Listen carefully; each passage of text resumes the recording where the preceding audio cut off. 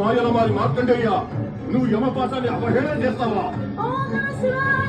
ఇదే కాచుకో నా గద ప్రహారం నుంచి.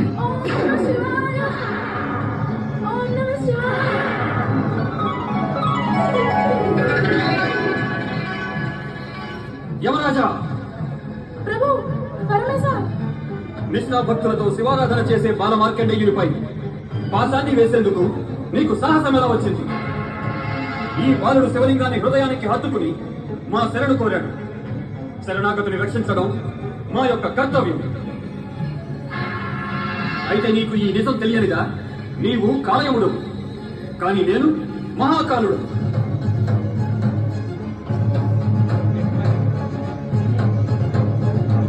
మా యందు నిష్ఠా భక్తులలో చరమస్థాయిని పొందిన ఈ బాలుడు మార్కండేయుడు శివకృప వల్ల అవధ్యుడయ్యాడు.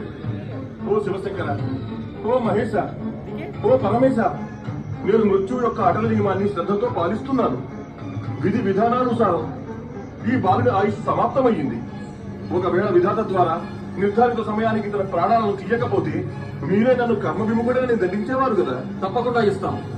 కానీ శివలింగం నుండి వెళ్లే జ్వాలల వేడి పొగలు ఇంకా స్వయంగా నీ యమపాశమే తిరిగి కొట్టినా నీకు ఈ బాల మార్కండేయుని మహాభక్తి వల్ల జనించిన మహాశక్తి గురించి అర్థం కాలేదే. నీవు కర్మఫలాల అనుసారంగా జనన మరణాలను నిర్ణయించేటటువంటి పరమ జ్ఞాని. నీకు ఈ మాత్రం నిజం కూడా తెలియదా? ఈ సృష్టి యొక్క రక్షణ అది మా యొక్క లీలయేనని. నిత్యం శివభక్తిలో గడిపే వారికి సదా శుభం చేకూర్చడం ఈ సృష్టి యొక్క మా యొక్క అటల నియమం. నాకు తెలుసు పరమేశ, నాకు తెలుసు. అయితే నీకు ఇది కూడా తెలిసే ఉండాలి. ఒక జీవాత్మ తన జీవితాన్ని మాకు సమర్పించి వశం చేస్తే మా యొక్క ఆనందాన్ని పెంపొందించి మాకు అత్యంత ప్రియుడవుతాడు. ఇటువంటి నీతి బోధనలు పునరావృతం చేయాలా యమరాజా? అక్కర్లేదు మహేశ, ఈ దాసుడిపై కృప చూపి తమరు ఆజ్ఞాపించండి. ఇప్పుడు నేను ఏమి చేయడం ఉచితము? ఇప్పుడు నాకు ఏమి ఆజ్ఞ స్వామి? ఇప్పుడు ఇక యమలోకానికి వెళ్ళు. అక్కడి వ్యవస్థను సరిగా పాలించు.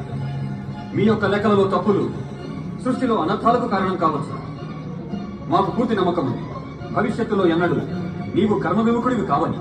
నా యొక్క దుడుకుతనానికి నన్ను క్షమించండి పరమేశ. ఇక ముందెప్పుడు అలా జరగదు. ప్రణామం పరమేశ, ప్రణామం.